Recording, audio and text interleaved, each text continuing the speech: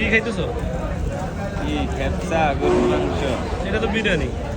দিবেন এটার দাম কত জানো? তো এটার প্রাইস কত? মাত্র 7 রিয়াল করে।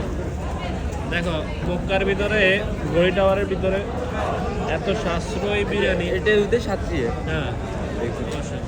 এটা আমাদের বাংলাদেশে অনেক ক্যাফেটেরিয়া আছে, বুফিয়া আছে, হোটেল। এগুলোর মধ্যে একদম চিপ রেটের ভিতরে বিভিন্ন সুস্বাদু খাবার পাওয়া যায়। একদম এই বিরিয়ানিগুলা আগে 5 রিয়াল ছিল আমরা যখন আগে খাইতাম, বাট এখন একটু দাম বাড়ার কারণে সব কিছুই দাম বাড়ছে, ওই হিসাবে এখন 7 রিয়াল। তারপরেও আমি বলবো যে অনেক ভালো, মানে গোস্তর পরিমাণ বা চাউলের পরিমাণ দেখলে এটা যে কোনোভাবে 15 রিয়ালের মতো অবশ্যই নেওয়া যায়। ঠিক আছে, তো আজকে তানভীরকে নিয়ে আমরা আসছি এই যে ক্লক টাওয়ারের ভিতরে এরকম সুস্বাদু বিরিয়ানি খাওয়ার জন্য।